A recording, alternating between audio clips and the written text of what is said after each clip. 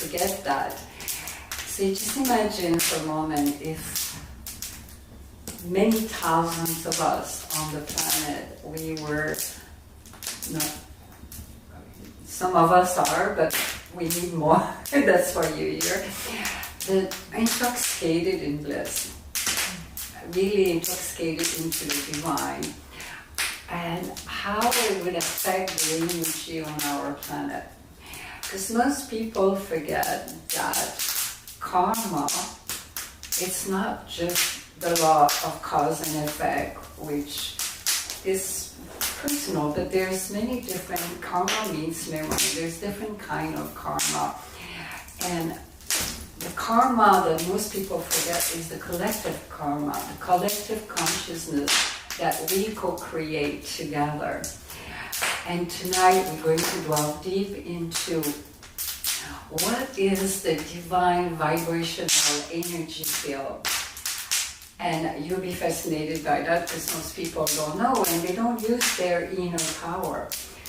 And that we co-create together this planet. And that our divine energetical field affect the whole of the consciousness, the collective consciousness. But before we start going, if some of you online, welcome from all of you around the world to Drinking Bliss Divine Satsang. And if you hear some noise, some crackling, we have a fire going on, so just in case it's a little noisy right now. So before we start, and we have Shiva here, some of you already know him. So I was saying earlier, this is the modern days of Divine Satsang, you know, having your little baby next to you. Yeah. Yes, it's rare you see that, but today it's time for that because animals love that energy also. They feel it, you know, it's very healing. He always come all the time. He wasn't there, but as soon as I said he comes and he's here. So let's take a beautiful deep consciousness breath together. And what Devi Ma means is like you really, for some of you are new, you feel, bring your consciousness, your awareness into your spine, going up and down, and return to your divine presence in this moment. Let's unite as one heart, one soul, one spirit.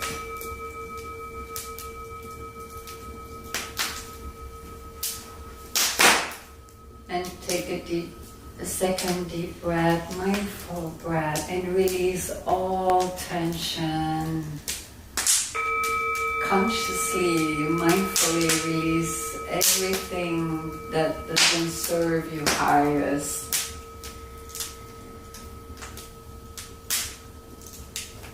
Indulge in the breath. It's the most beautiful gift we have, and most people forget. Most people are not aware of their breath. How is your breath?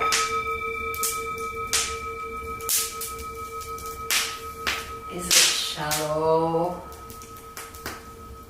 or really long and deep and beautiful? And through the power of your breath, you can release all tension in your muscle. And bring yourself back to this moment right now. My home is now. Now is my home. So during the day, it's very important that you bring back that conscious breathing, especially in a world like today. We are so bombarded. How many of you feel like what's happening on the planet right now is so overwhelming for so many people? Collectively, the wars, like in the Middle East, what's happening between Gaza and Israel, and oh, this is crackling really loud. I hope you can hear online. It's not just the Middle East. I mean, wars has been going on for too long. I mean, the planet, many of you are aware, so dominated by patriarchal society for too long. And so much destruction. Where most human beings, their energy are in the lower chakra. You know, they haven't evolved yet. So many.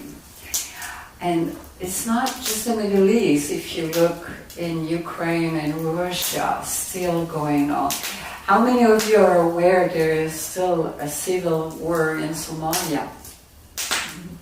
Did you know that? Most people don't even know. I mean, terrorists is still happening there.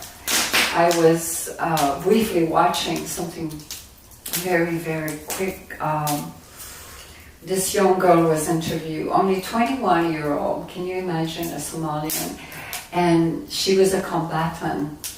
And she was saying in the interview that she was so proud that she was a combatant into this civil war. And I thought, I was saying, today we have to make a huge effort for us to really bring back the divine feminine energy within our own self and on the planet. Because a lot of people confuse divine feminine energy with gender. That belongs only to the female, but that's not the case. We all have the divine masculine, embody the divine feminine energy. Some of that energy is more awakened, some other are not. And each energy embody different value, different quality. But what we have seen for so many thousands of years is patriarchal society dominated by divine masculine energy. Destruction, comparing, and so much abuse and wars, barbaric wars. We should not be seeing that today in the 21st century, don't you agree? Mm-hmm. I mean, it's time that we all are responsible. And how can we be responsible? That's the big question. First of all, before we go there, and we'll go in depth, how do you elevate your spirit on a moment to moment? How do you use your divine vibrational energetic field and what it is? We're going to talk about that, but before, I have a question. How many of you feel affected by what's happening? Are you fully conscious of it? Do you feel depressed or sad? Or maybe whatever is it from? Do you feel that way? How many of you feel that way? Look, raise your hands. Let's see. Frustrated. Fear. Yeah. What about anger? Mm-hmm. Any of you have some anger? How many of you watch the news? Do you watch a lot of the news? Yeah. The danger. And the first thing that Gautama the Buddha said, you got to really watch your sensory impression. Because what you are consuming is not just food and drinks. You're consuming, okay, I hope this is good. You're consuming sensory impression from the world, and that is affecting your energy habit. So sensory impression are affecting your subconscious mind, like you watch TV, and then you go and have a discussion and a debate with someone. Or I'm not saying you do, I'm speaking generally speaking, or you start gossiping. And all of this create what we call samskara. Samskara are karmic impression. They are imprinted into the subtle body, into the physical body. And samskara becomes vasana. Vasana, their tendency.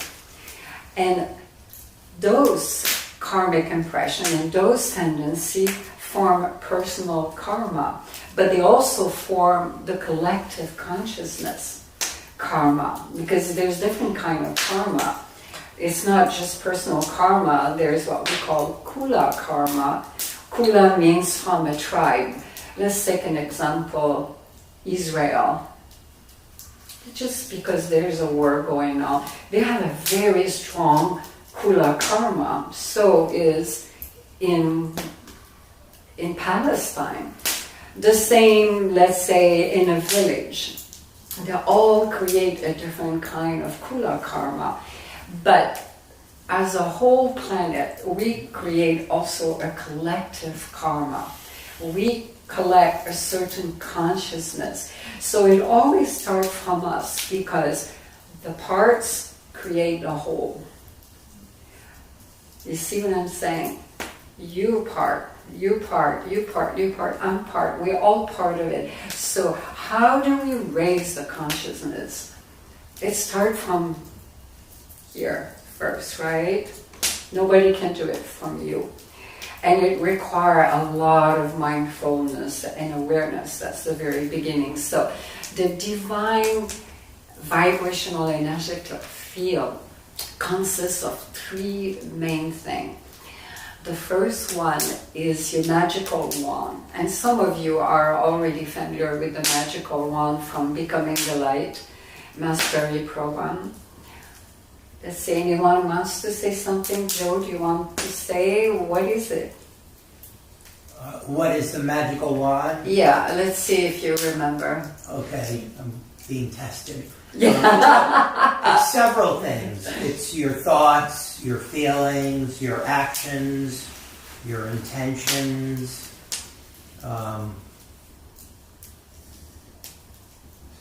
Those things you kind of... You're close, but you're missing. But it's great. It's a great effort. Mm-hmm. Yes. It's the right thoughts. Number one. The right thoughts. The right words. That goes without saying. Yeah. That's right. And then the right action. Yeah. And all of this put together will affect your emotion and your feelings. And your emotion and your feelings will affect your energetical field. It will affect your energy. So if you're not mindful and you're not mindful of what you're talking to yourself, how you go about it,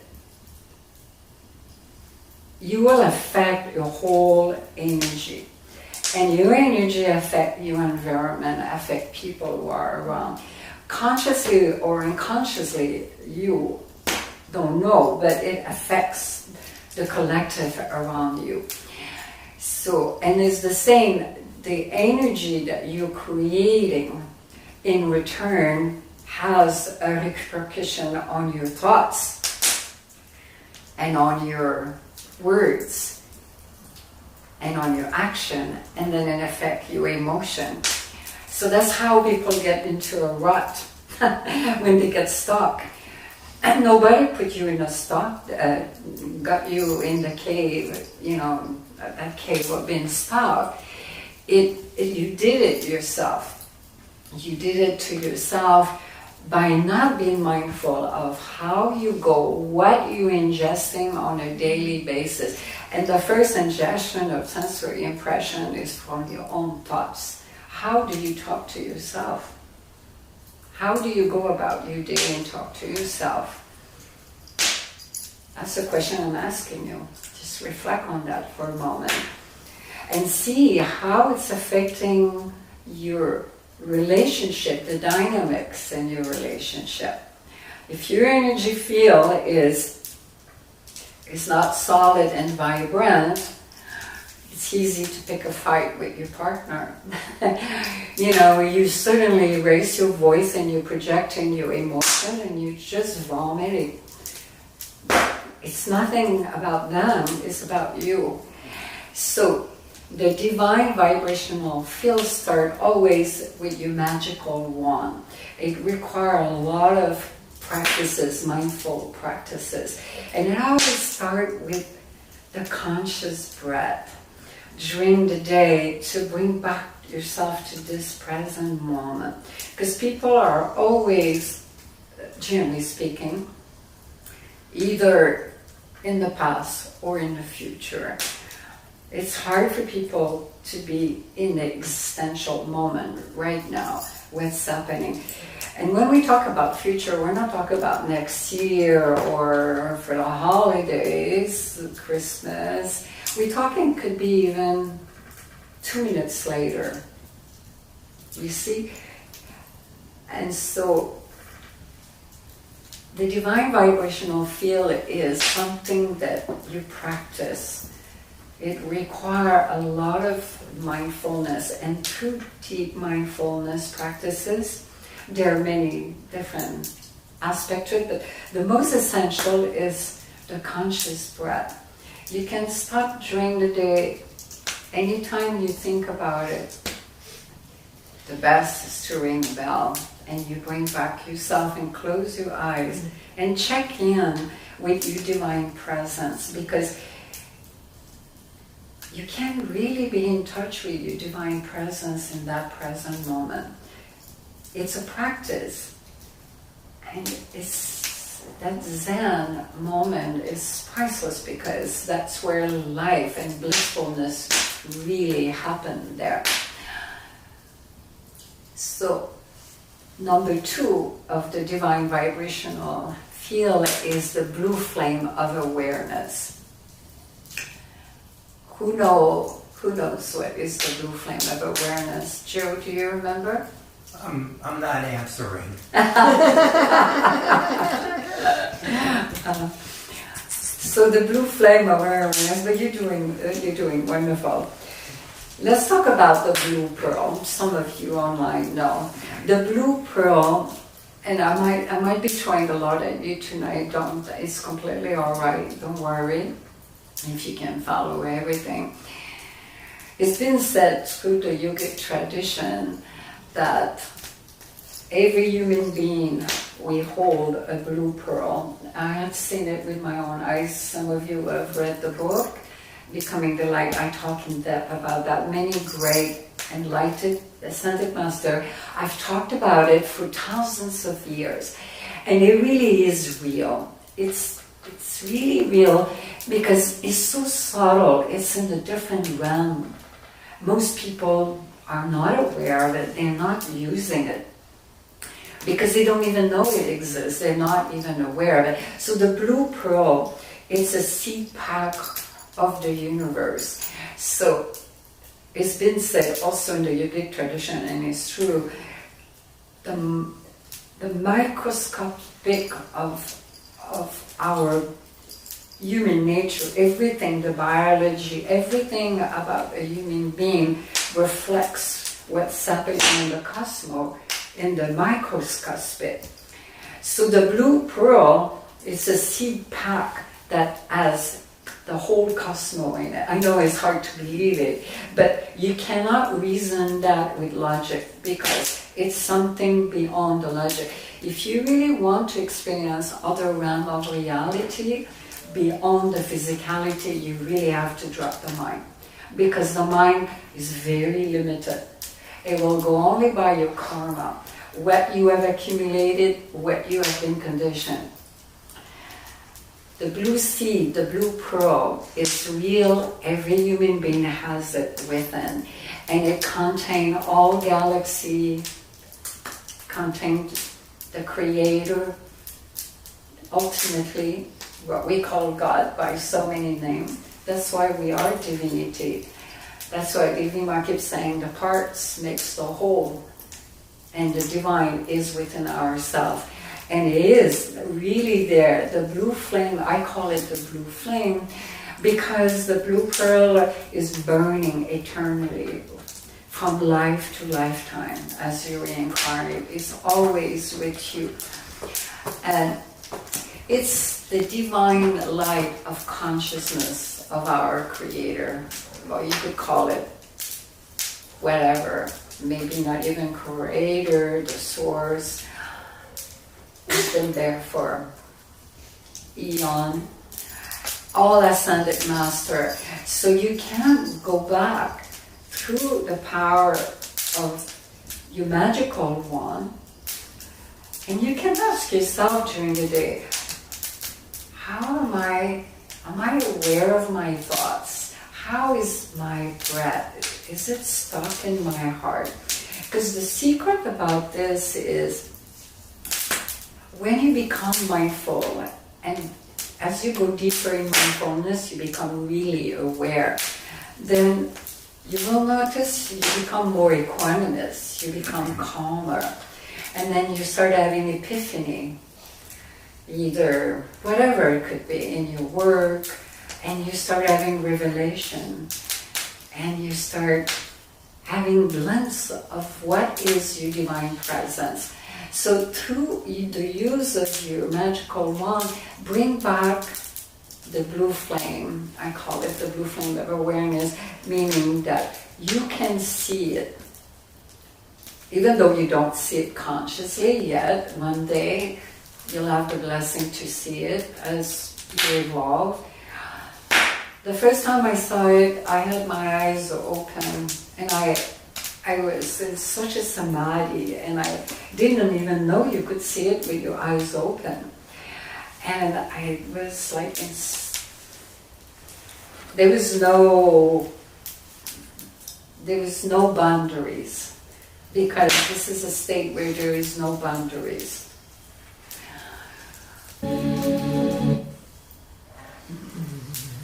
We okay? Yeah, good. Okay.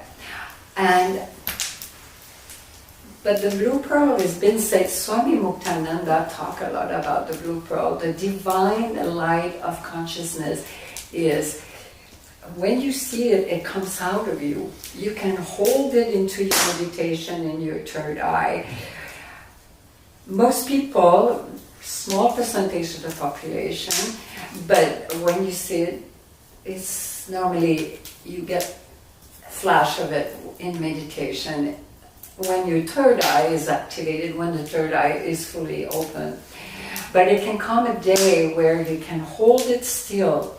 You can sit with your eyes open, and if you have deep, deep devotional love to either your guru or to a divinity, a deity, because they do exist, those entities can be Tara, can be Shiva, it can be Krishna, it doesn't matter.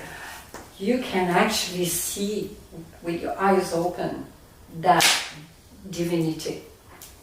I can tell you that.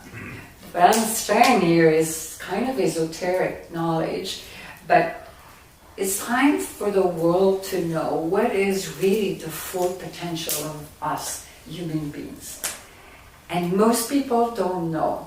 It's like such a small percentage, because the yogic tradition was transmitted orally for over 10,000 years.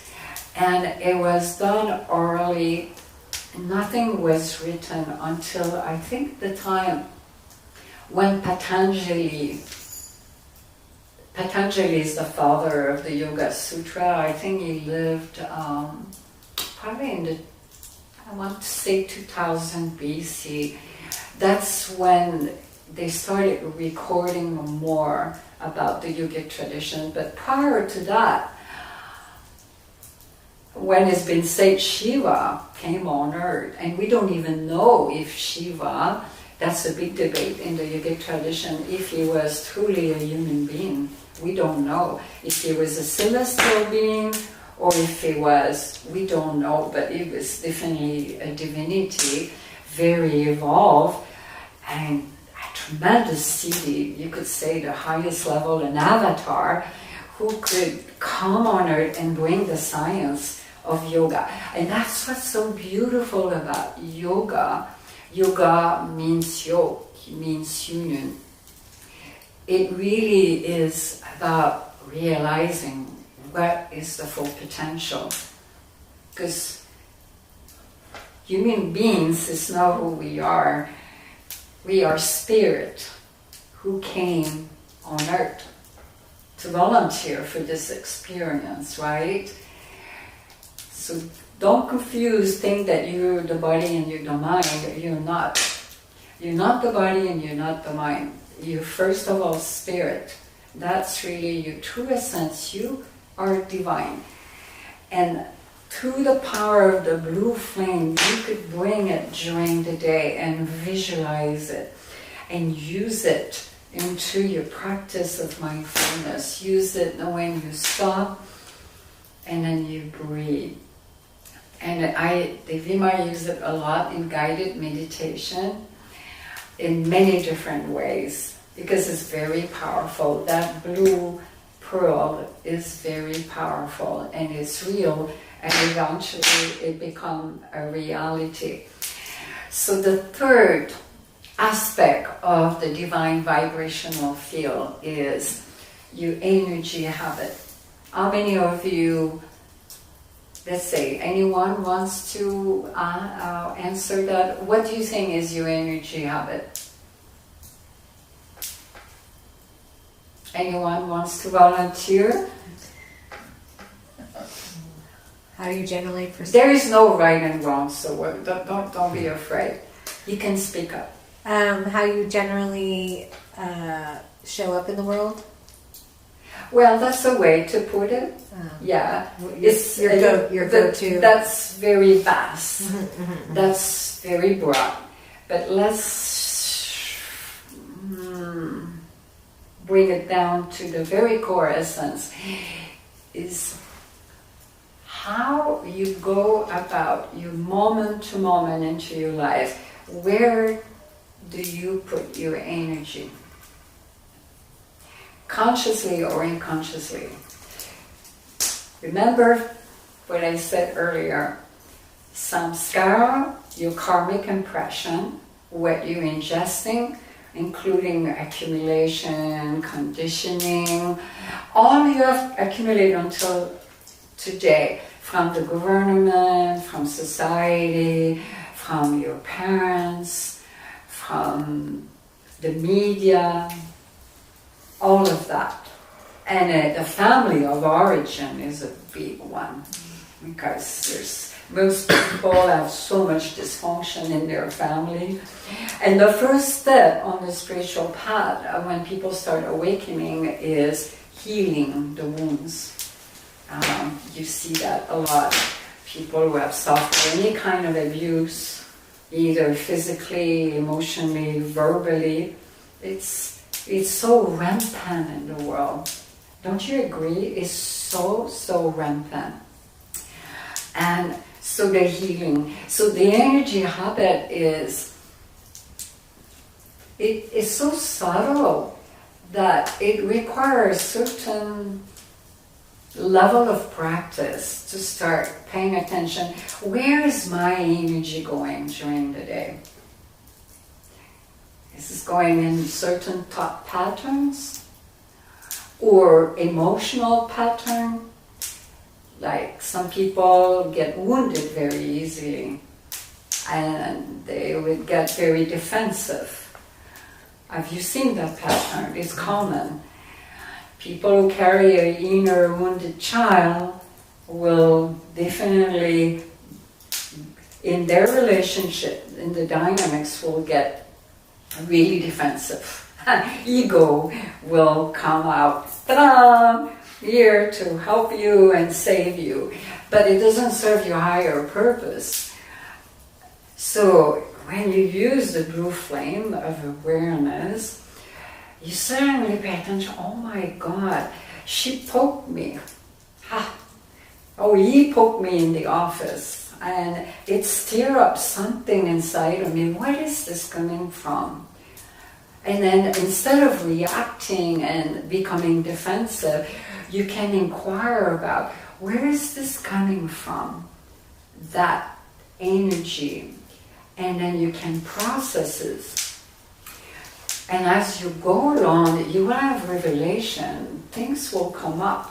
This is how you process your karma. See, the power of the blue flame of awareness is that in the here and now you can process a lot of karma. So you don't have to accumulate it. You don't have to carry it. Let me give you an example. I always use Amrita as an example. Amrita, some of you might have heard this a little bit, but it's truly the hero or the heroine of anyone who goes on the spiritual journey, who is awakening, who is evolving, who is growing. It's my story, but it's a universal story. Falling into deep depression and attempting to commit suicide is common. It's rampant. Did you know today, when I heard those statistics, and I don't spend time, I don't watch the news, I don't consume, I only need what is essential to know. That's it. Because then you have to be mindful of what you're consuming. Social media also can be aware, beloved, what you consume on social media. And so Amrita was born in the land of samsara, in the land of suffering and pain. But she was a blissful being. She was full on. She loved life. And she grew up in a family that was not very loving and very abusive. And as she grew older, she kept accumulating, and she went through tragedy with her father, her family, so much physical abuse and tragedy. The father running over the mother, almost killing the sister. And she started asking some big questions, but she always did since she was 5 years old. She asked those big existential questions. Who am I? What am I doing here? Why did I come here? What's the purpose of my life? And she started noticing she was losing her bliss. And then she fell into this deep depression. But if Amrita would have, and she repressed everything for decades, and when she hit, and then she badly fell in love. She thought it was the prince, the love of her life. And then he betrayed her, and then she fell into this deep depression. Not because of him, it was because of Amrita's karma. It blew up with full big spiritual awakening, and the karma just went like a volcano. Everything was repressed from childhood came out. It was intense. Couldn't cope with it, and she attempted to commit suicide, and she almost succeeded. She found herself blue. After 5 days they found her. She was almost asphyxiated. And they brought her back to life, and it was a miracle. She was brought back to life. It's quite a story, right? Well, the point of this is if Amrita would have processed her karma as she went along, she would not have fallen into a severe depression. But she was such a little child. Children don't know how to do that. That's the unfortunate tragedy of today, is that today, I was going to say, 40% of the population, I'm not sure if it's in America or internationally, that are in a depression. And I forgot what is the percentage of suicide, but it is so huge. Suicide rate is astronomical, especially when the pandemic happened. And in India in particular, in the younger, and what's happening is suicide is in the younger generation. It's not just in the 30s. You're talking about children 9 years old. Can you imagine a 9-year-old child to commit suicide? What's wrong with our society? You know, we have to ask those questions. But what's right with us, with our own inner power? What can we do to change that? And that's what we have this song tonight, because Devi Ma, when I started, if many thousands of us and more, hundreds of thousands of us, meditate and tap into our divine presence and be in a state of blissfulness all the time, do you see how you're emanating that energy on the planet? It only takes 5 to 10% of the population to change the vibration on our planet. We can change it. It's time. Don't you think so? Mm-hmm. It's been too long. Look at what patriarchal society have done to the animals kingdom. I feel like crying when I can talk about this, because when I was heavily involved in the animal rights movements, I stopped because when I was diagnosed with advanced breast cancer, I had to take care of myself. And when I saw the footage and everything, it's like, how can we be in the 21st century and mankind still are behaving like cavemen, slaughtering the animal while they are conscious, or skinning them to death while they're conscious, eating dogs and cats and burning them. I mean, it's still happening today in China, even in India.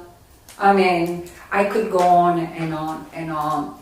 So together we can make a big difference, and it starts with us. So your energy habit is, how do you use your time and your energy? Do you spend it gossiping, or, I'm not saying again, whatever I say, that doesn't mean is right or wrong. Gossiping is nothing right, it's nothing wrong. It's what you choose to do, but at least do it consciously. But is it helping the humanity? Is it helping the conscious collective?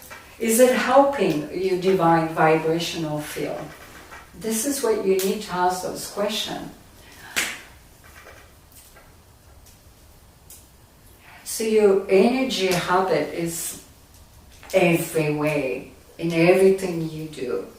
How you breathe, start with the way you breathe. How do you breathe on a daily basis?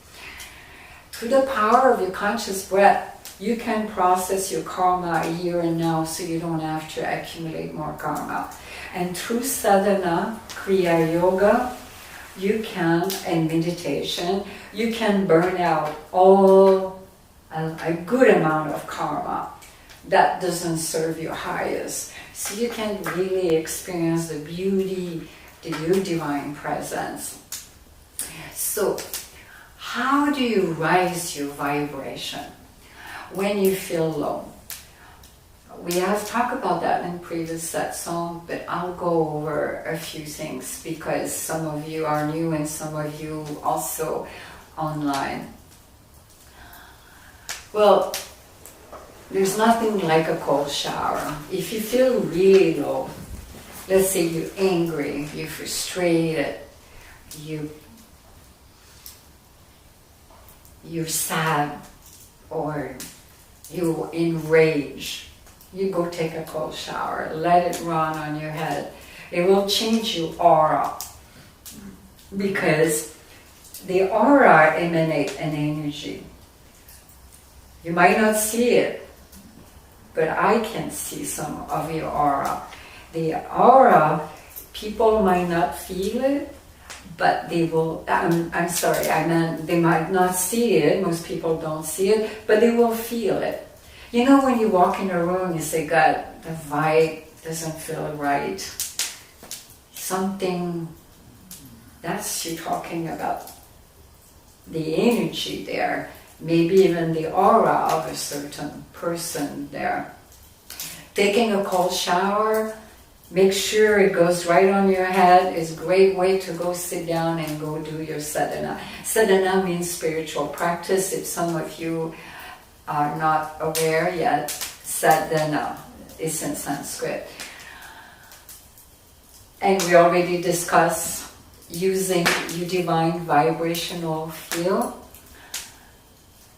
And don't worry if you don't get it all at once, because this is something that comes over time, something you start practicing and experiencing. And then the third one is chanting Om. Om is a universal sound. The first, when existence came into being, first was a reverberation. Everything comes from the sound. Sound as a form. That's why mantras are so powerful, because in mantra there is a geometry of vibration, a calculation. It's such a science, it's so fascinating. And through sound you can change not only your divine vibrational field, but you can change, help as a part to the whole, change the cosmic collective karma. Right now, our planet is processing, purifying a lot of karma. A lot of karma. So collectively, if we elevate our spirit and we start infusing the collective consciousness, how we think of it, instead of saying, oh my God, dwelling on the negativity of wars and patriarchal society, the opposite. Humanity, the human species, the Homo sapien, let's remember an Homo sapien, according to science, we are an animal. What's interesting is in science, is it Darwin? That man comes from the monkey, but in the yogic tradition it's been said that we come from the snake. It's interesting because when you look at it, everything started with water. Water was probably one of all elements. First came the sound Aum, but water, life, force energy is everywhere. That's what the divine feminine energy is, the primordial energy that animates everything. But within water, when you look at water, everything grows in water. So it's possible, but again, so Aum is A, it vibrates right here in your lower chakra, in the Muladhara. U, vibrate in your chest. It's a Bijan mantra. And right here into your ajna. So it's A, U, and we're going to chant it. That will change your energy very quickly. If you practice it every day, even for 5-10 minutes or twice a day, it will get rid of karma. It will change your divine vibrational field, and you will feel it can even get rid of some ailment. You will notice, because there's nothing like doing it to experience it.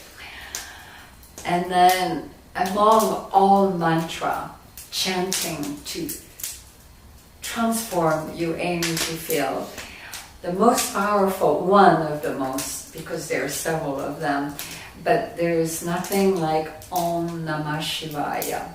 And again, mantra is not what is the meaning of them. It's irrelevant what a mantra means.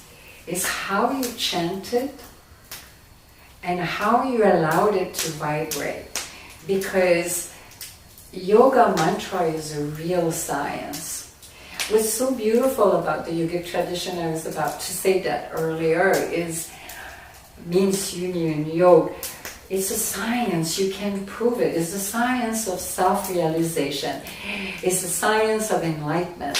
From untruth to truth, darkness to light, ignorance to enlightenment.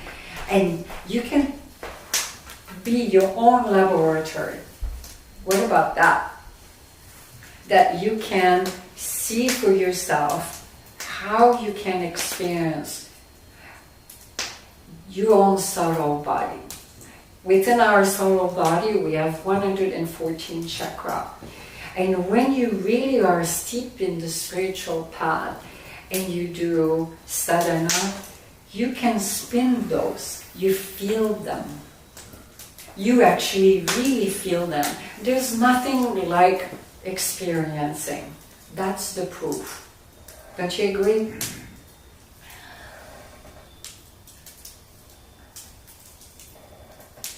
So, and then the conscious mindful breath. That I can drive you crazy with this because it's so subtle and yet it's the most powerful. Because most people don't realize the first thing you do when you come in this world, what do? You inhale. What is the last thing you do when you leave this planet? You exhale. In the yogic tradition, the spine is called the Merudanda. The Merudanda is the axis between earth and infinity. This is where a lot of energy flows. And so that's another thing to be mindful as you go during the day. What is your posture? How is your spine? Because if you sit like that, you will notice it will definitely affect your energy field in a big way. But when you sit straight and your spine is erected, your Merudanda, especially if you are doing the spiritual practices, sadhana, but even during the day, most people have a tendency of being like that. First of all, it's terrible for your organs, but for your subtle body, it's the worst thing you can do because you're not allowing the life force energy to flow properly. So to be mindful of that and to bring back again your conscious breathing as you go around the day. And then the other thing we have talked about is walking meditation. When you took a cold shower, you chant for 5 minutes, you chant Om Namah Shivaya for 5-10 minutes. You can go for a walking meditation. Even if it's only 5 minutes, from your bathroom to the kitchen, no pots, just it's a practice. You bring your concentration into your feet and caress Mother Earth, but there's nothing like doing it out barefoot on the grass and you kiss Mother Earth. And you just experience what it is to be right here, right now, in this moment. Connecting with Mother Earth. Feel the ion of Mother Earth. So through this practice, you start becoming aware of what is unseen, the invisible. And as you go deeper into your practice, and especially into sadhana, you can't even go beyond the physicality. There's a whole world out there. It's not just our planet, I can tell you that. What the human brain is being used is probably not even 5% of what we use of our human brain. Can you imagine that? So when you're a fully realized yogi, you will discover as a divinity, you develop what we call siddhi, spiritual power. Look at Jesus Christ when he walked on the planet. The Son of God, me and my Father are one. And he called us his children, right? So we all are children of one Creator. What I have done, you can do, and even more. That's what he said when he walked on this planet. He was talking about siddhi, spiritual power that we all have. I won't go into that because that could be a whole set song. It's a fascinating subject. But we have that. Not coming out of ego, but coming out from our own divine presence, our own self-realization, and how we can emanate the divine light on our planet. So those are many different ways to raise your vibration as you go. One last one. The power of the spoken word. And I spoke about that in some videos and some of our programs. Don't overestimate the power of the spoken word. It's karma. And the more you say something, the more it gets imprinted. Not only in your subtle body and physical body, but into the Akash. Akash is in the ether. It gets recorded collectively.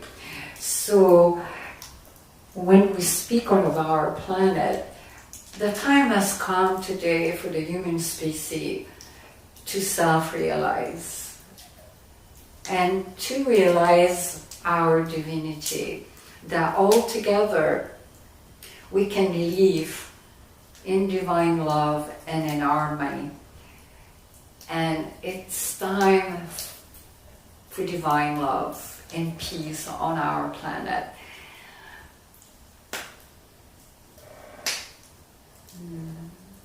So those are many ways that you go during the day, and then you can say through the reverberation of your words, because words are what we call gata, they can become incantation. If you hear your mind says, or you know good, you can't do that.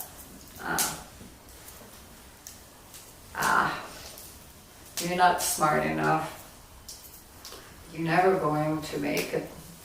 Or, oh, she doesn't love me. She's never going to love me. I don't feel like I have confidence. You know, all of this remuneration you hear, beating yourself down, it's not you. It's all condition. It's all accumulation. When you hear that, this is where the power of your divine vibrational field comes. You catch it. Be a witness to it. Don't analyze it. Don't fall into the linear thinking. Just witness it. And then you can say out loud an incantation, or even when you feel low. I am a divine being of light. I radiate divine love and light everywhere I go. That's one. There are many of them. Actually, some of them are on the YouTube channel. If you want, you can watch.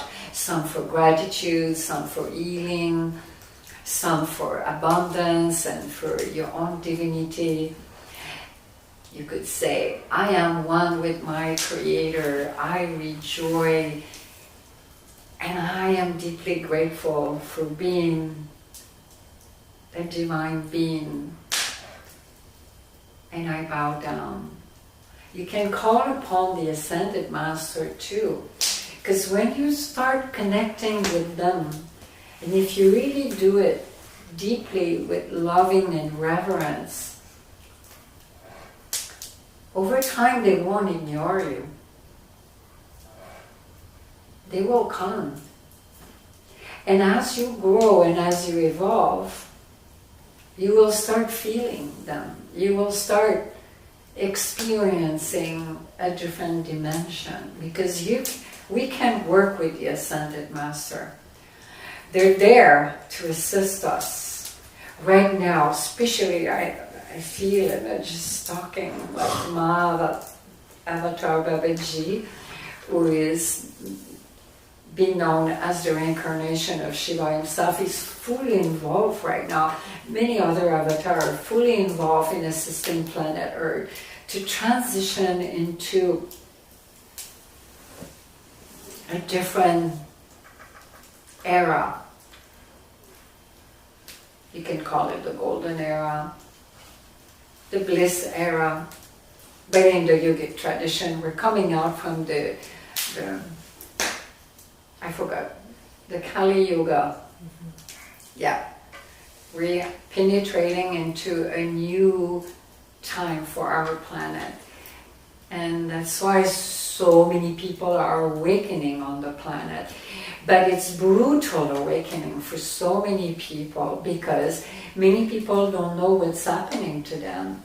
And it always starts, as I said earlier, with a lot of grieving, a lot of mourning. And normally, what Devi Ma have noticed, it normally hits you when you turn into your 30s. Bang! When you hit your 30, it's suddenly your karma catch up with you. And then a lot of things flare up. A lot. But I think we should take some question. Yeah, it's time. Let's take some question, and then we will move on into, I have talked enough. Any question here in the sanctum? Any question online?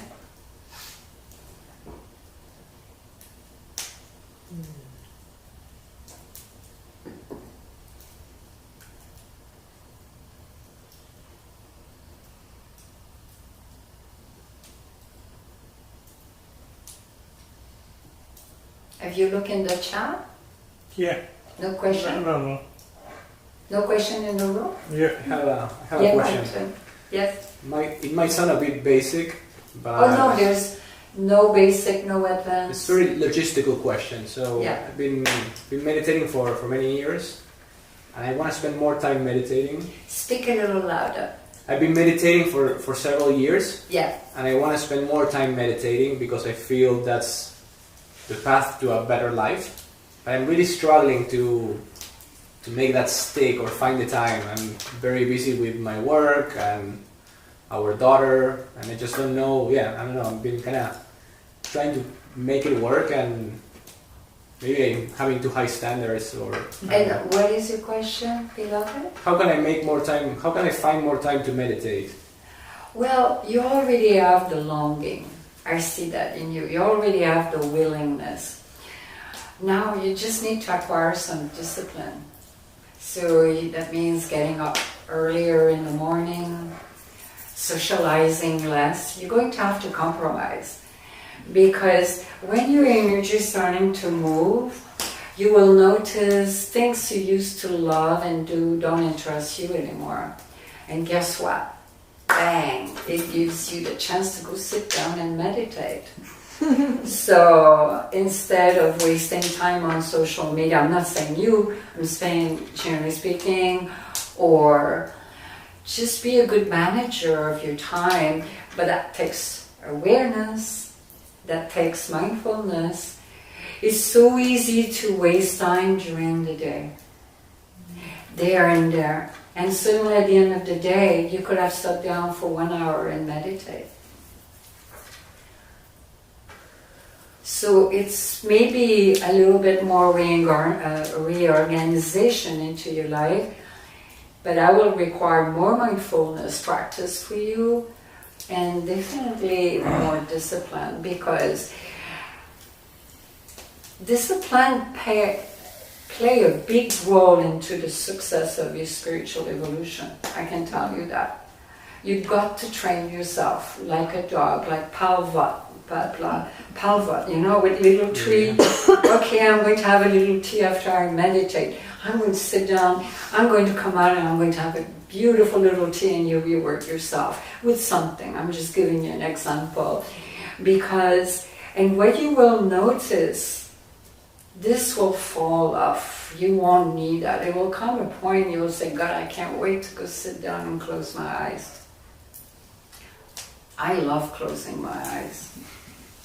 Actually, it would be great. We could just have a satsang and just shut up.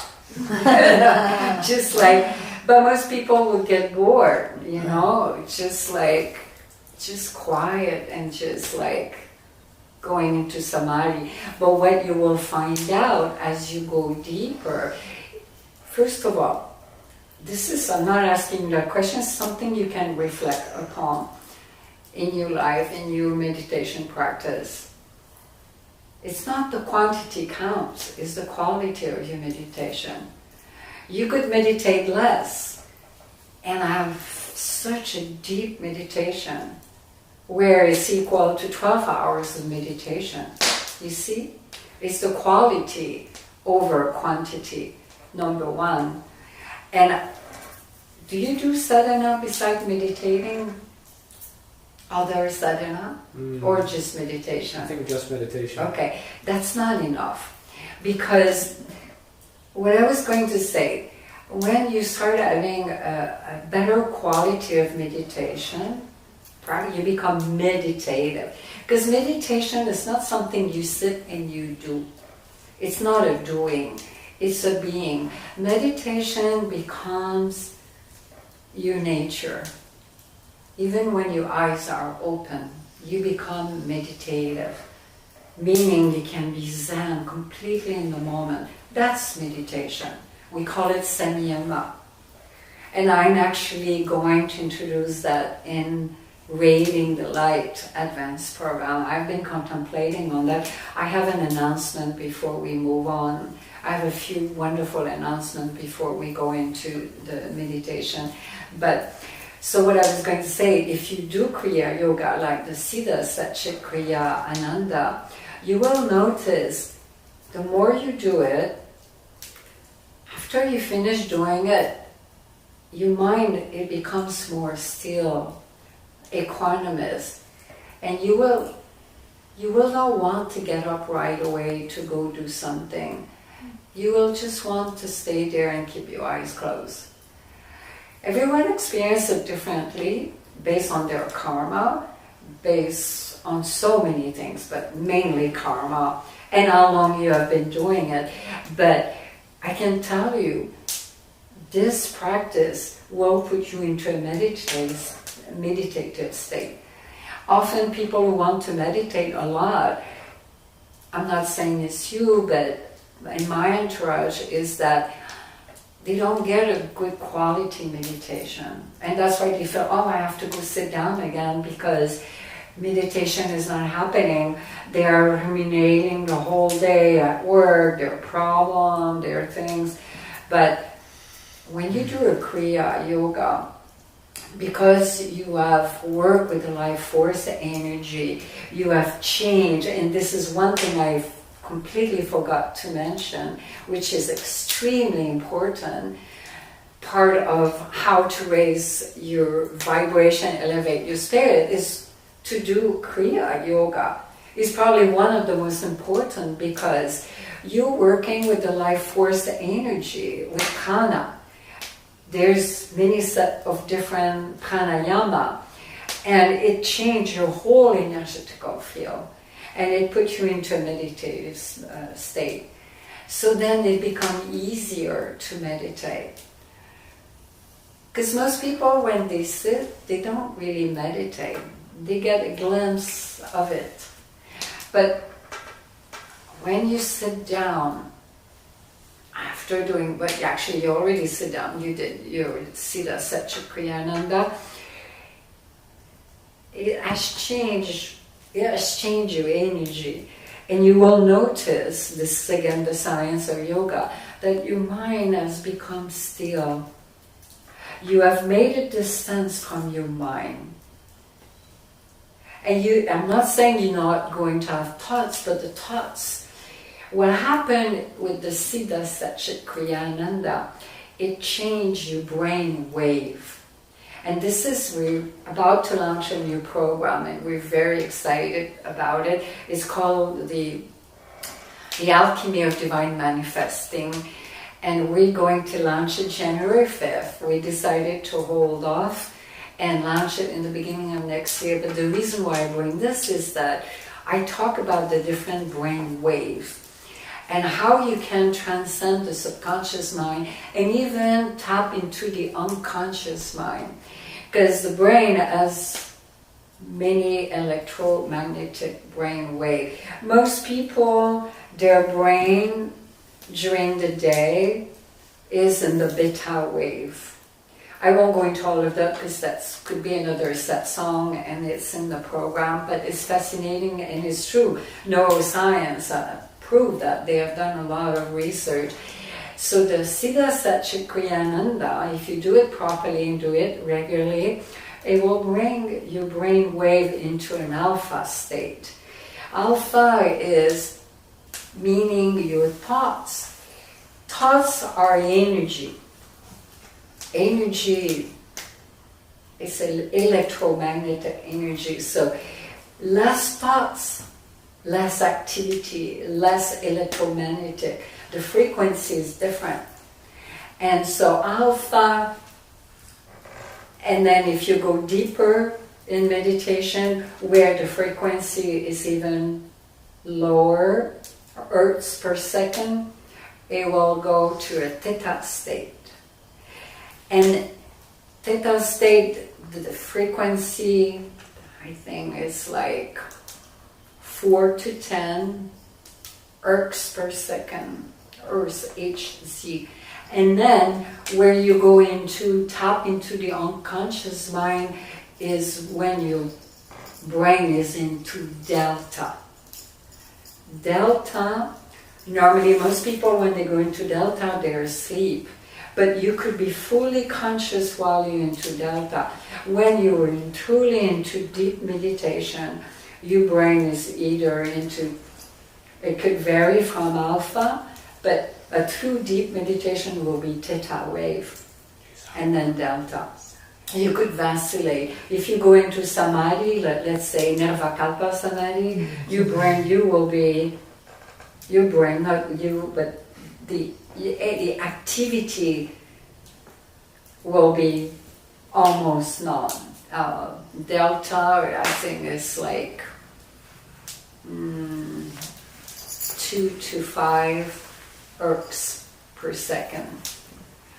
And then if you go to 0, that means your brain dead. Oh, wow. We don't want that. So it's fascinating. So does it help? Yeah, thank you. Thank you so much. You're welcome. But I highly encourage all of you to do the Siddha Satchit Kriyananda because it will empower you. You will feel after you did it, you feel like uplifted, you feel like blissful, you feel like you can completely experience your divine presence by doing it. And then right after you just stay there and then, but it's part of the Siddha Satchit, and then there you just continue into meditation with a Bijan mantra. Yeah. So thank you for your question, Martin, right? Yeah. Because somehow, I don't know why, I forgot. And it's excessively important because there's nothing like working with the life force energy. And that's another aspect that most people are not conscious of it. That's why Devi Ma always talk about the mindful breath. Because it's a form of pranayama. But when you really actually sit down and do the Siddha Satchit Kriyananda, then you're really mindfully working with it. It's powerful. And it grows on you. It's something that blossom and blossom and blossom. Yeah. Any more questions?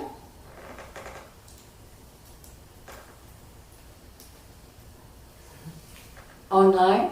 No. Look in the comment in the chat. The thing with the chat, by the time they write the comments, sometimes it already moved. It happened many times we had questions and they were left unanswered. Yeah. No? No. Okay, maybe they'll come later. Let's see. If some of you online have questions and they were written in the chat, we missed them, just write them in the description, and that way the description Prashant can really catch your question. So, any more questions before we move on? We got a few little gods here in divinity. This is Krishna, and you already know Shiva here. We got a lot of little gods running around here. Okay, so no more question, right? Don't be shy. There is no stupid question. Or even if it's personal or... I have a comment. You had mentioned walking. Meditation. No, just walking on by bare feet. Yeah, but that's walking. I was talking about walking meditation, yeah. Oh, I see, walking meditation. And I guess you do tend to become aware if you walk bare feet with the intention of connecting with an energy level. And I've just recently experienced that, of just walking bare feet, and how often we just don't walk barefoot on dirt, on ground, on, natural grass. Most people don't. Sand.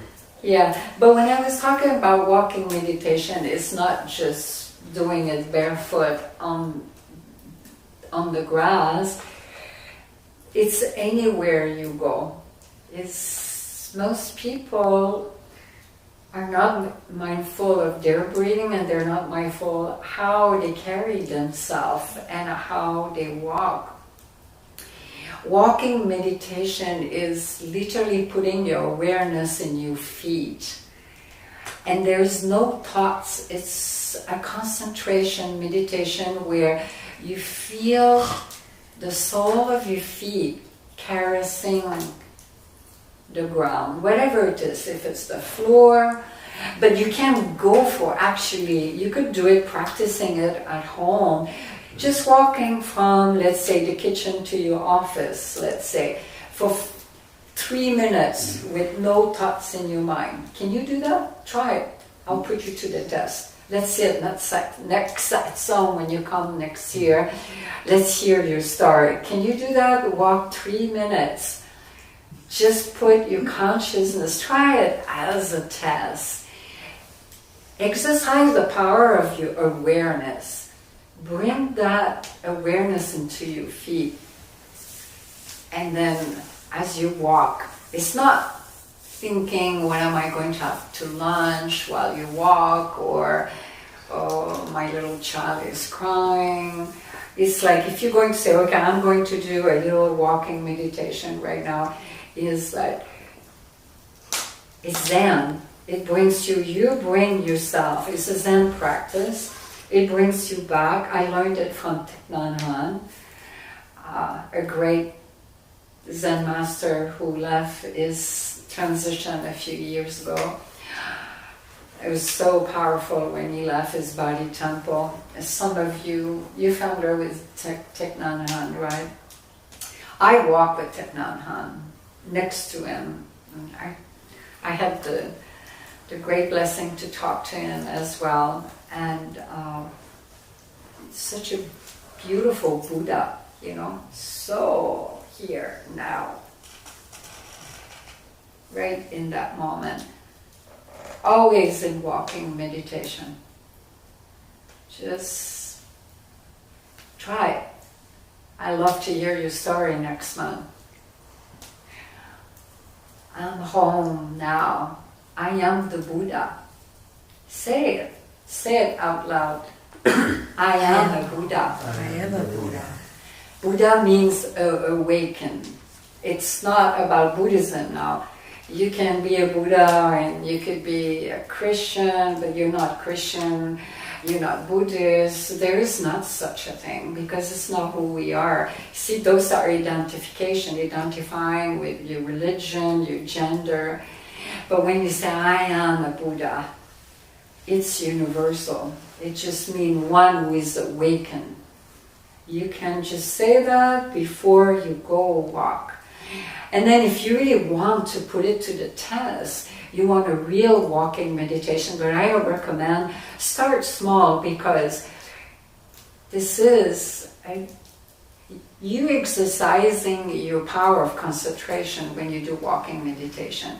And Samyama, which is my most favorite Zen practice, is a dharana meditation, which I absolutely love because it can bring you into a complete state of samadhi. And because it's so subtle, because that's what the spiritual path is about. It's from the very gross and mundane to the very subtle and sacred. And that's the path, that's the journey.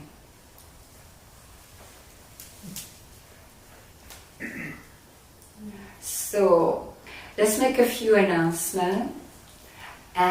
But one last thing about walking meditation. There's nothing like doing walking meditation by the ocean. You will love it.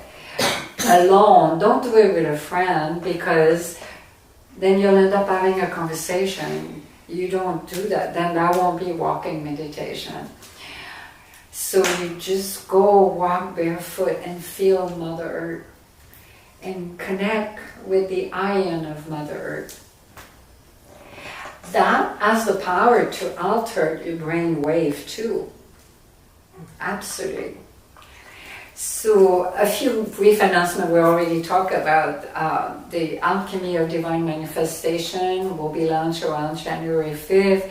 It's an online program and we're thrilled because it's about co-creating with the divine, co-creating not just for ourselves, abundance and success and healthy relationship, harmonious relationship, wealth, everything we want, creating on a spiritual level also, self-realized, but also is for the planet. It's a very powerful, empowering program, and we are thrilled there. It's more a hands-on program where there are a lot of guided meditation where they put you into a state, what we talked about, a different brain wave. In neuroscience they call it brain wave, into more of a theta state. Yeah.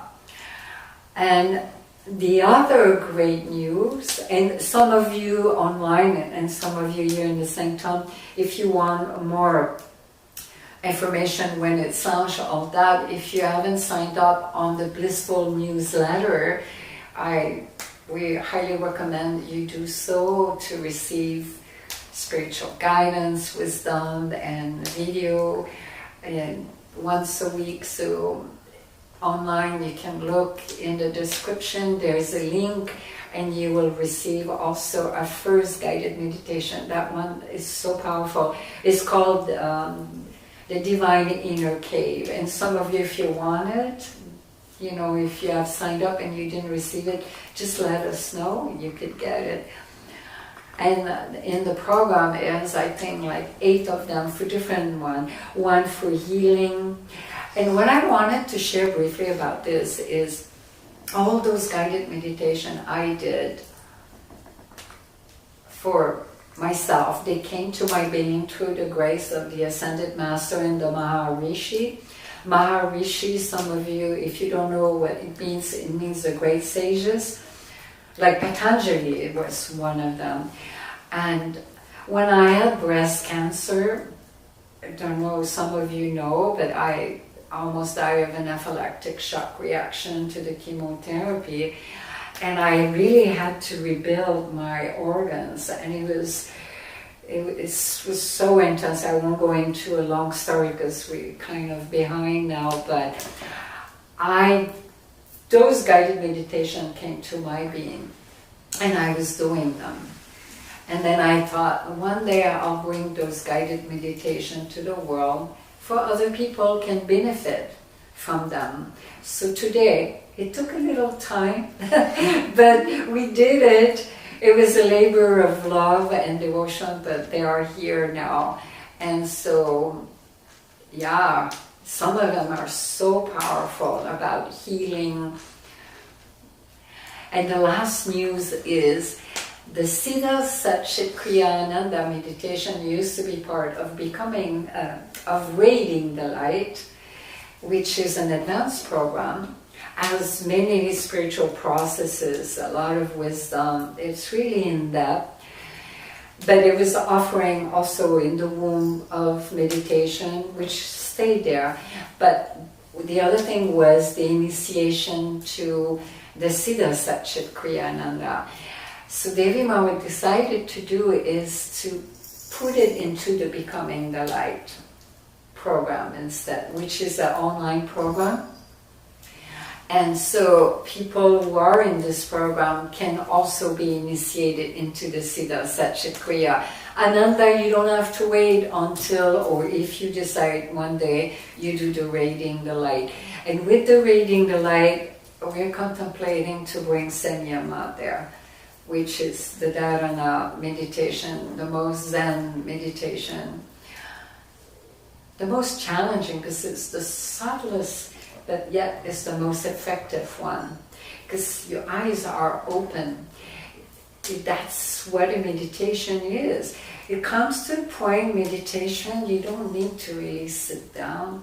It's that you're, as a yogi, your mind will inhabit into the theta wave. If they do those things they do in laboratory in neuroscience, they put things on you, they can see that the brain wave of yogi is very different from the brain wave of a layperson. Completely different. Can you imagine how it affects your energy field? Can you imagine how it affects the collective consciousness and how it affects your family? One enlightened being in one county can change the whole energy into the county. If we bring about 10% of the population into a true meditative state, we got a new planet. So, let's chant Om for 5 minutes so you can feel the vibration. Sit comfortably with your spine erect. You're cross-legged with your hands turned upward. And for you also online,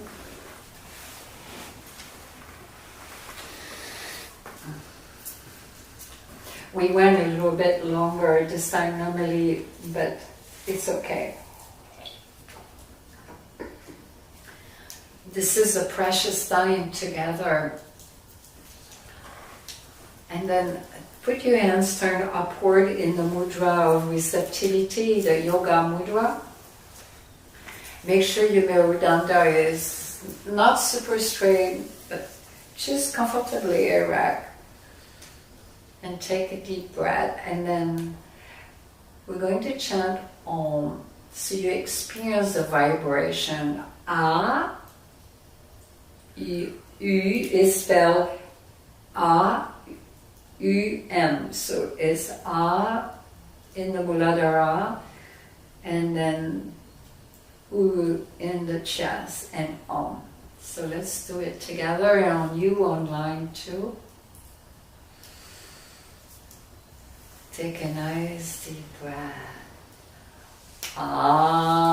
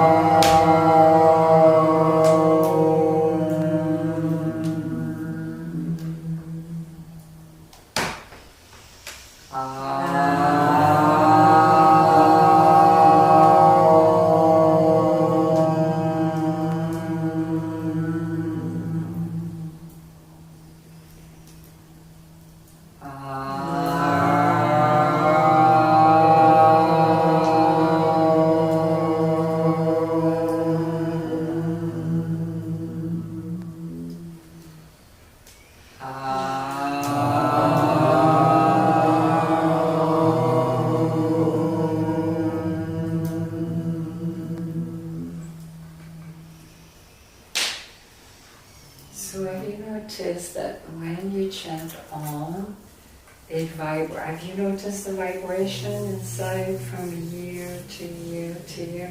How do you feel now? Do you notice your mind is a little more still? You feel a change inside? So let's chant. I'll say the mantra and then you repeat after Devi Ma, and we'll do that for 5 minutes. If we had more time, we would do it longer.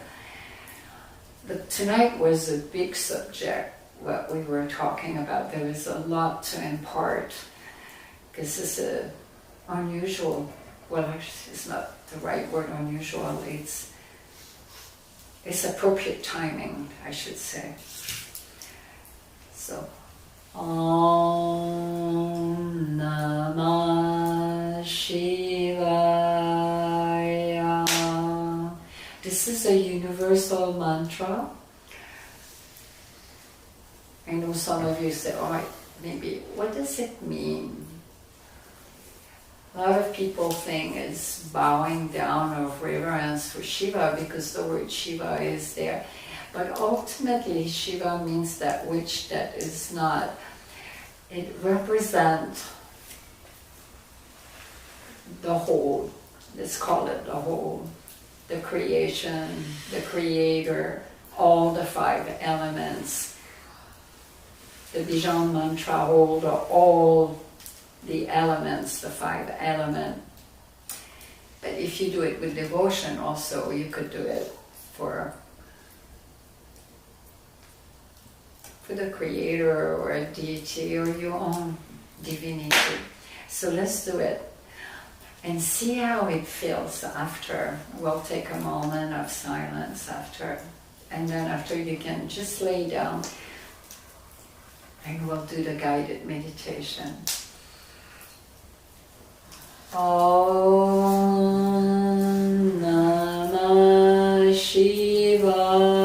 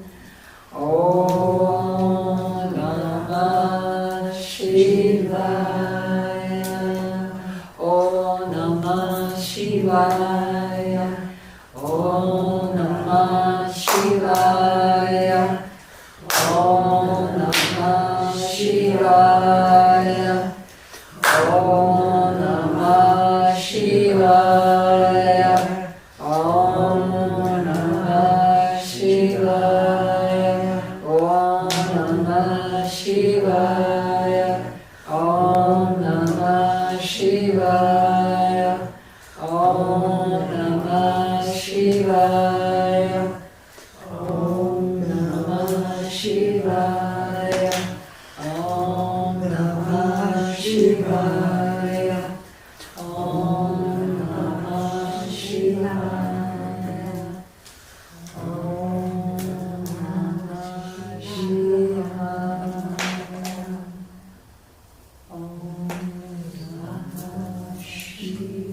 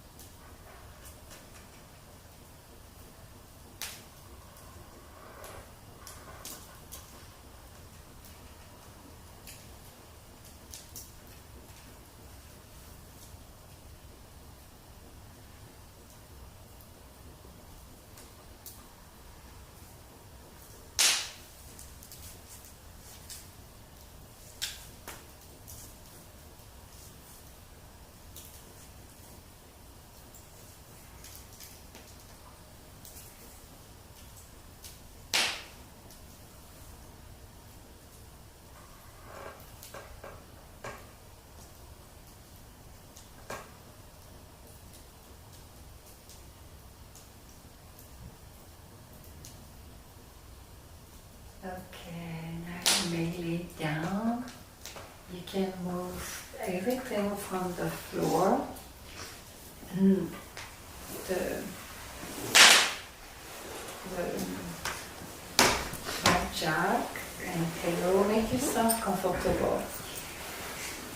And you can come up front if you want, if you need more pillow.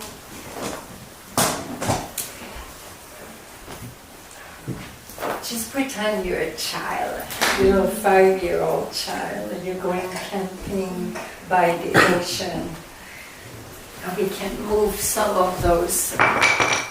We can move this. Let's move all of this. And make yourself in a corpus pose, even if you're touching a little bit each other, your clothes, it's completely alright. Remember, you are one. So no boundaries. Just get rid of the boundaries. Say, hey, no, this is my spot. You stole my spot. You stole my space. We need the tranquil life meditation, right? The music. Yeah. Yeah. And put your hands on the side for all of you online also. And I hope you have earplugs so you could listen to that. With your earplug you'll have a much better sound, and next year we're going to have a new sound system for the live stream.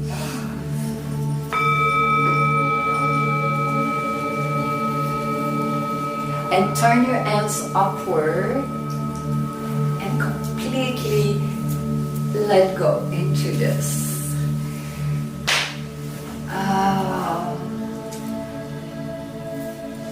Take a deep breath now and make a fist with your hands right now and tie your whole body, all the muscle. Be very aware of every little muscle you have in your body temple. Hold and tight, like your life depends on it. And then let go. Let go completely. Exhale. Now take another deep, deep, deep breath and tie it again. Make a fist, tight, your torso, your legs, your shoulder, your arms, tight, tight, tight, tight. Completely tight. And then let go. And the last one. And completely give yourself into it. Tight, tight, tight, tight. And then let go. Completely let go. A little higher. We cannot hear it. And I hear a little 5-year-old child. And you barefoot. And you are walking barefoot by the ocean. Feel the sand on you, on the sole of your feet.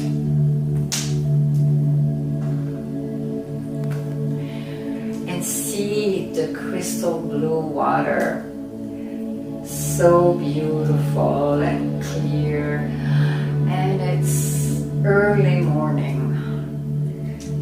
The sun is rising. See the sun coming up. And it's a magnificent blue sky. And it's hundreds of miles long of white pink sand. And they're beautiful, long, splendid palm tree. And then the night's warm breeze is coming, caressing your cheek. And you're trotting and you start playing in the water. Feel the water on your feet. Mother Earth is caressing your feet. And the warm breeze is caressing your hair. And it's so warm. And you're walking and you're feeling bursting with bliss. There is no past and there is no present. There is no past and no future. There is only now. And as you're walking and you feel the ocean making the sound of the wave. From far away, you're completely alone, but you're so blissed out, so happy. You're seeing a dome of light from far away. And as a little child, you're curious. Something is calling you. There's this ethereal light. See it. It's like a golden light. And then you start running. Something is calling you. And as you run, you start breathing. You inhale from your nose and you exhale from your mouth. This is a form of Kriya, so please do it. All of you. And then you run faster. Breathe in, exhale. Take big long breath. And then you're running. As you're running, you know when you run, you as if you were climbing a mountain. But now you're climbing to the Ascended Master. This is the dome of the Ascended Master calling your soul and your spirit.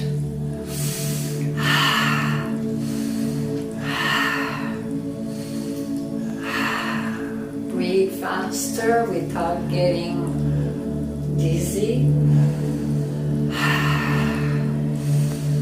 Take long deep breath and exhale from your mouth.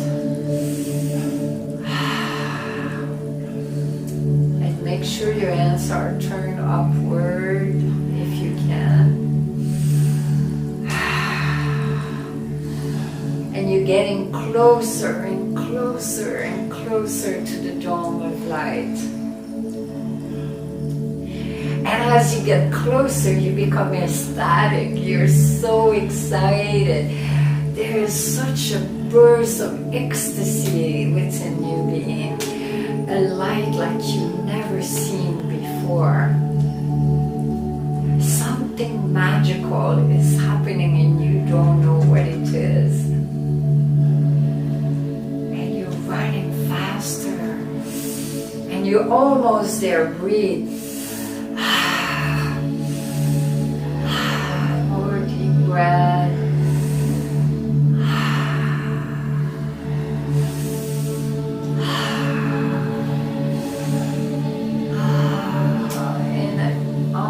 A few miles away and you almost have reached the golden dome of the Ascended Master. They're all there waiting for you.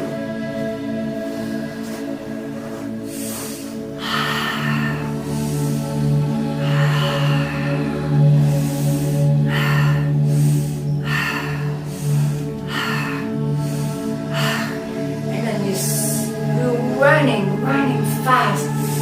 You can't wait. You have to reach the dome right now. It's about to close. The gate is about to close.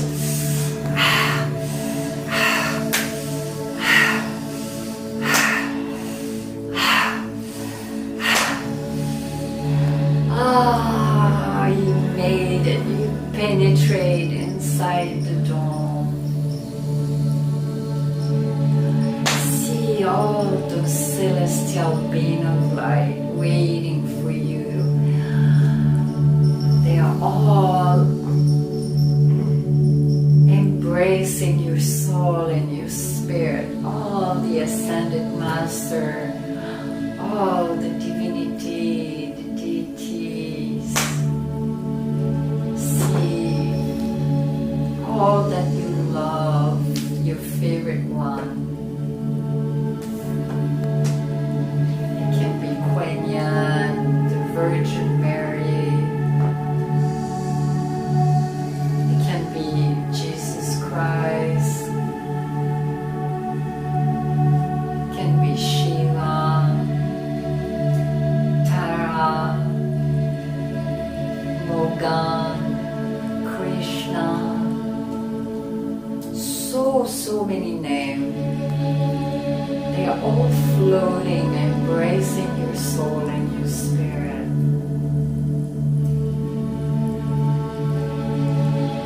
Gautama the Buddha,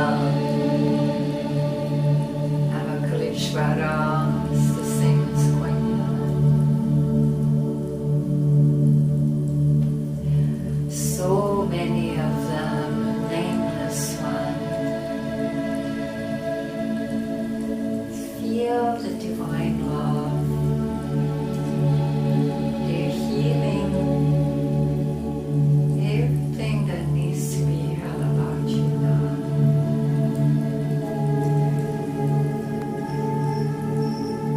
Emotionally,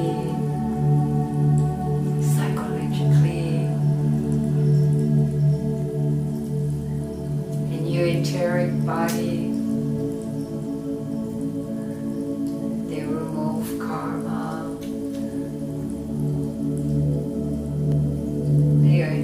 Embracing you with a wave of divine love like you never felt before.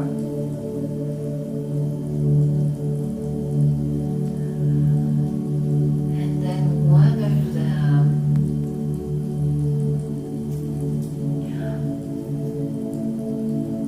take you to the ocean of divine love. You realize that you are in a different realm of consciousness.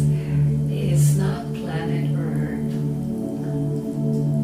Everything is buzzing with divine love in this realm of reality, in that dimension.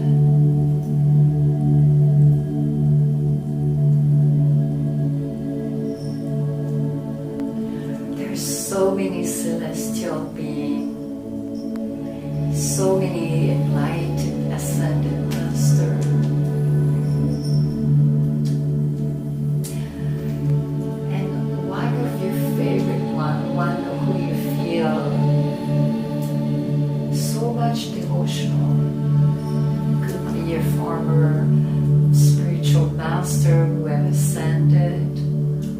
own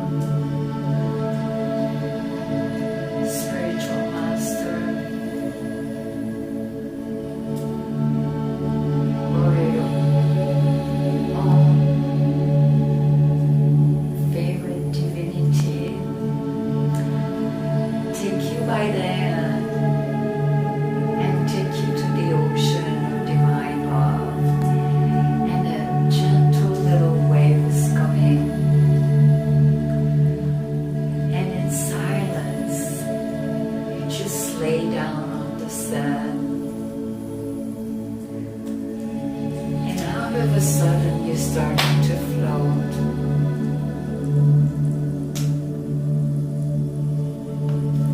You're just floating gently,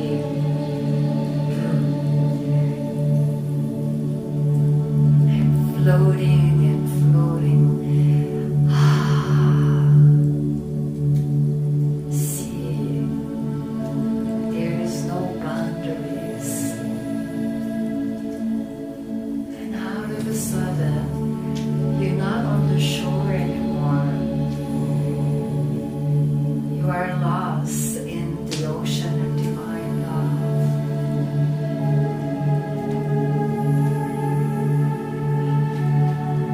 And the Divine Mother said, "Beloved, what do you fear? I always protect you. I'm always here for you. You're my most beloved child."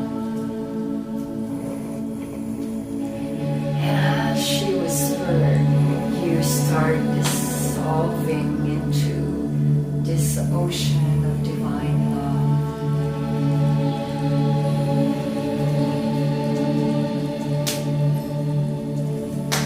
See every particle, start seeing your feet.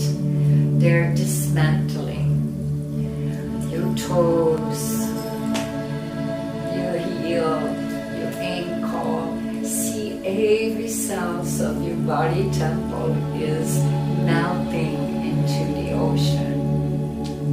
See them falling,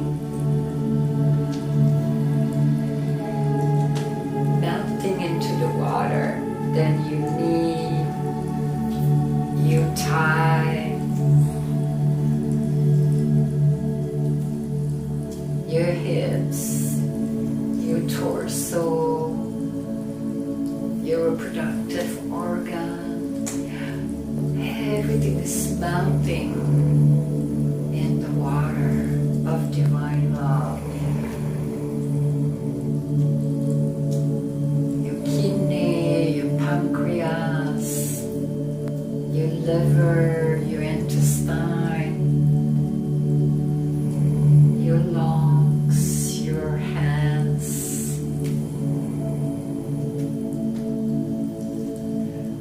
your heart, your spine, your shoulder, your arms. See, everything is melting, melting,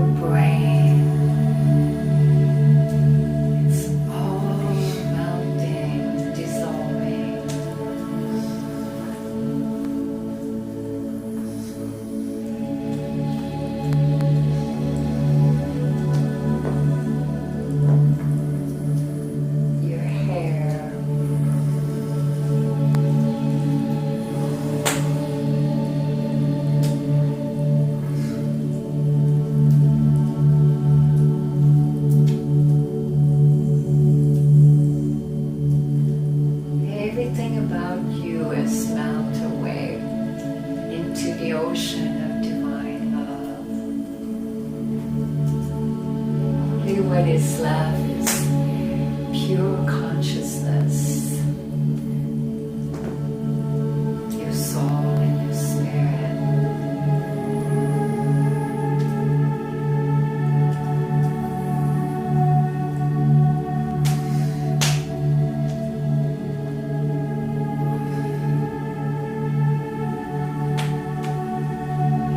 There's such a sense of freedom and liberty.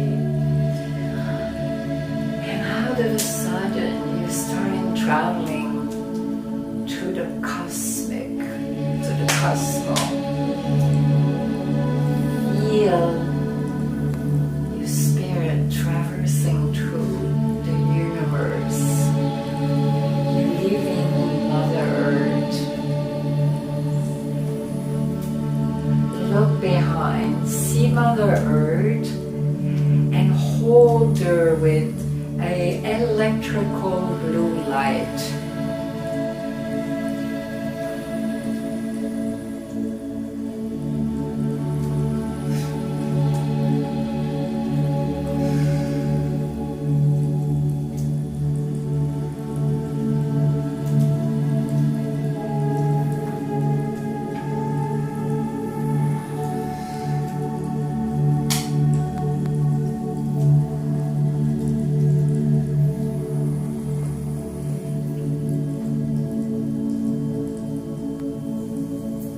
See Mother Earth, see the electrical blue light.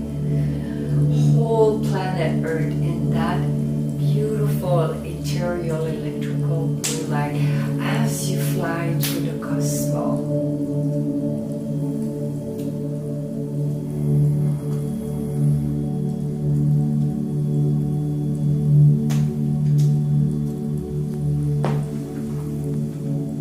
And now you're traversing through sea nebulas, all different universe, and you're traveling fast, flying through time and space.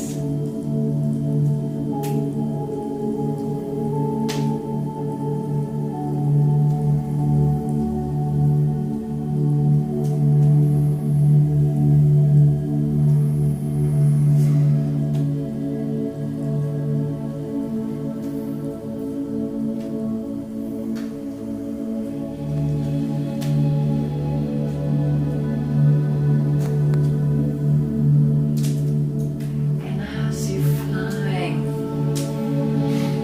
such a sense of freedom and blissfulness. Your divine presence. As you're traversing through different realms, out of a sudden, from far away, you see an ethereal white blue light. And you're traveling faster and faster, flying and penetrating into the spheres of the blue light.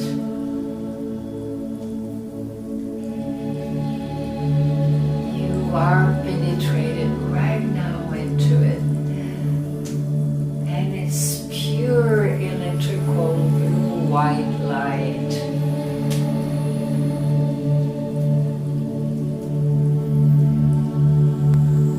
And you're bathing into this blue white light, and out of a sudden, a deity comes right in front of you.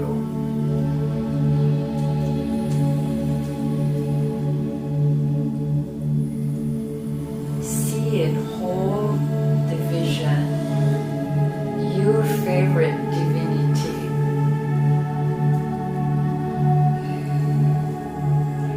And look into the heart of your divinity.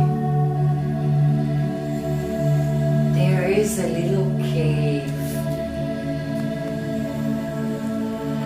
with your spirit, your consciousness penetrate inside the heart of the Anahata. You go right into it.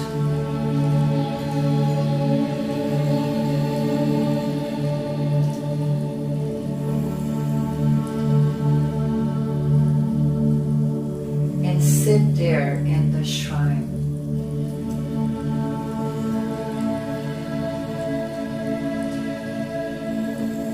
To realize that you are that divinity.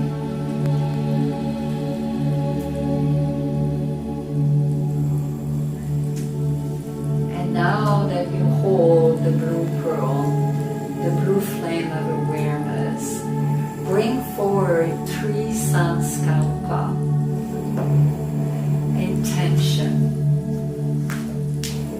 1 for humanity.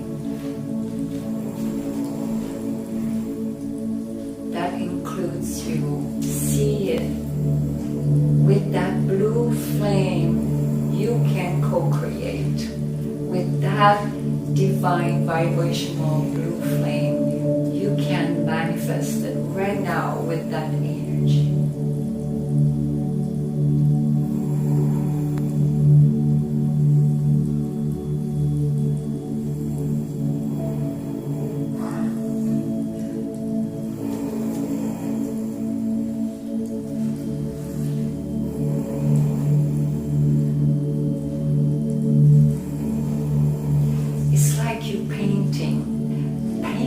With the blue light, that is your brush stroke.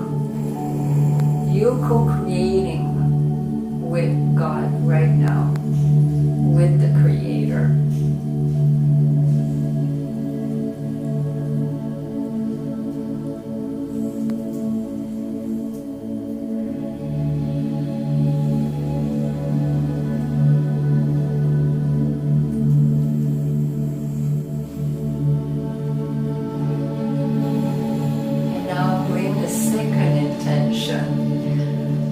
This one is for you. Something you want to co-create for you. Either it's self-realization,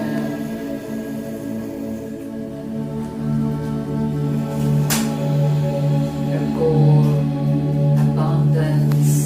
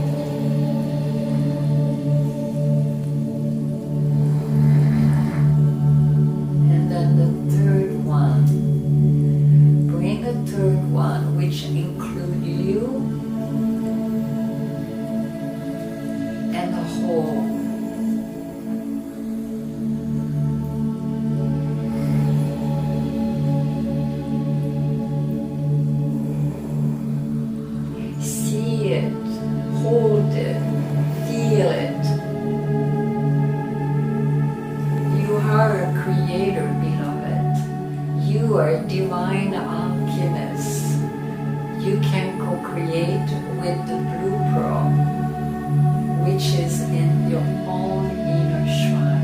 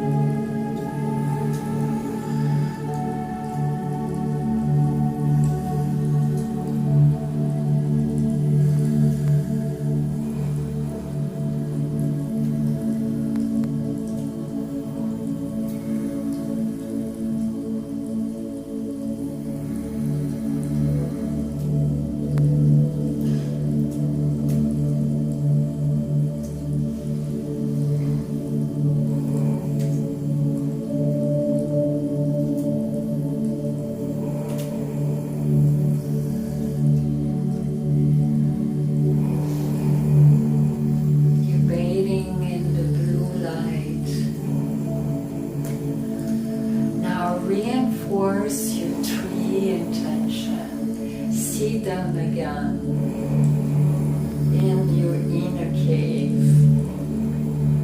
You are a divinity. You are creating with our Creator. Bring the first one again. See it.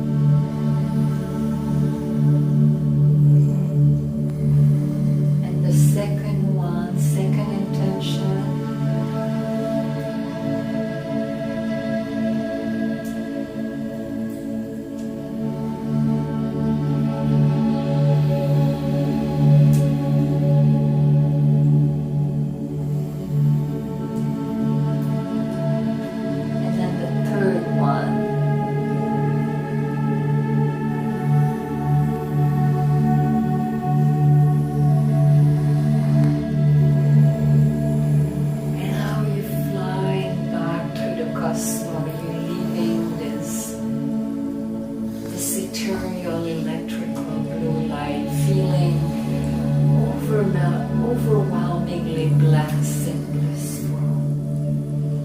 And then you fly through the cosmos and see this all different suns, planets, nebulas.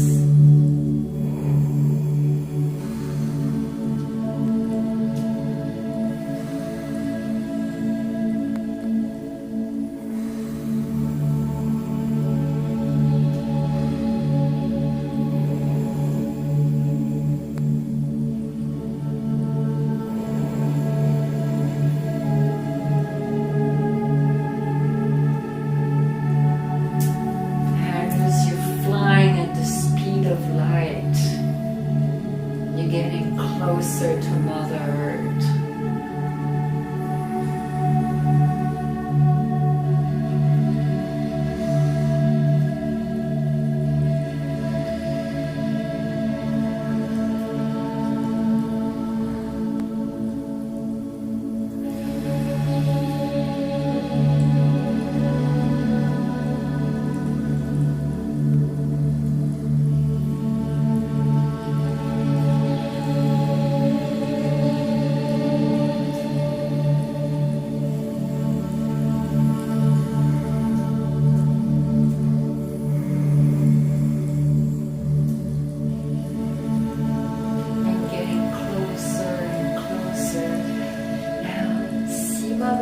Surrounded by the same electrical blue light.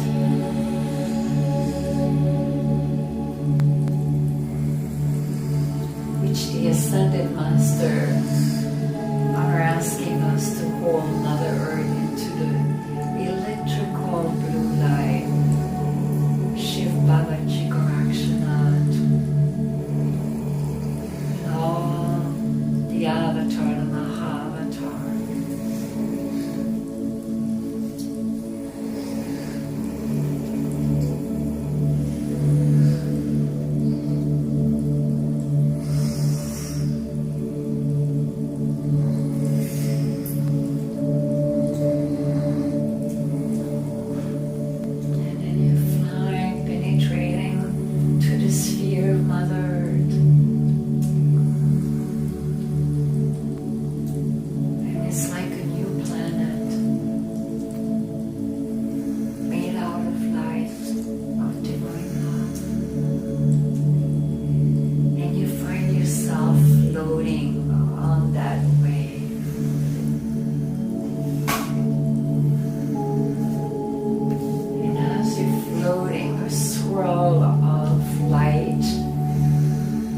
Rematerialize a new body temple. See it all gathering together, all swirling. Shh.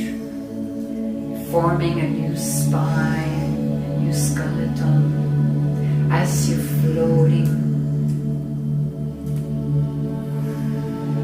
and your heart beating, your lungs, and your intestine, small intestine, large intestine, kidney, pancreas, lungs. New life force energy is blown into you, beloved. New skin, new circulatory system, new lung system, a new brain, new eyes.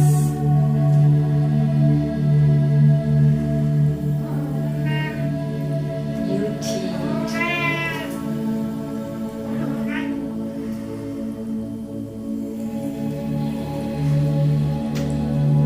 new skin, new teeth,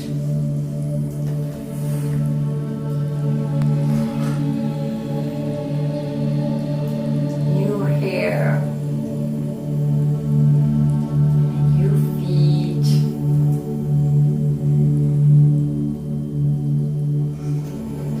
and you gently, gently flowing back to the shore.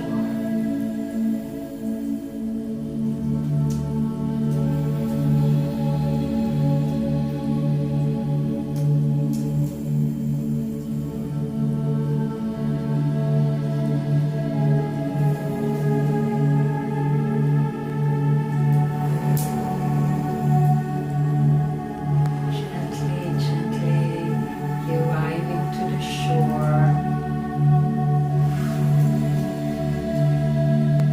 and touching Mother Earth, touching the sand.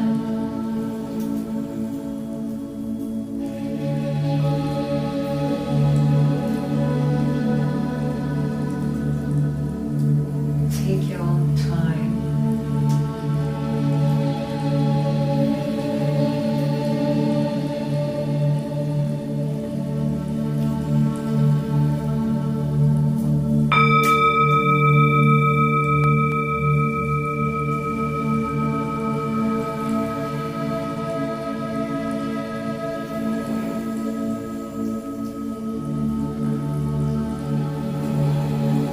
Take your own time. And when you come out of it, just turn on your right hand side opposite to your heart. Just turn gently. You pull your knee up and you gently come out, but take your time. And for you also, beloved online.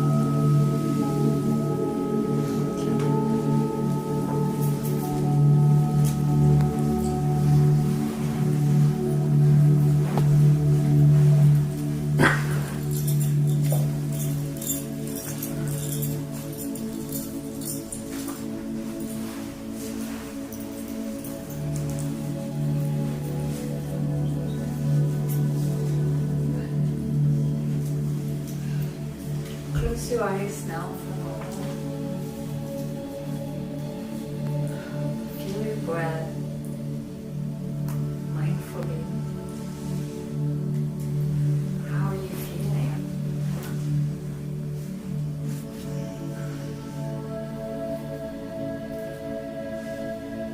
Is there a new energy about you?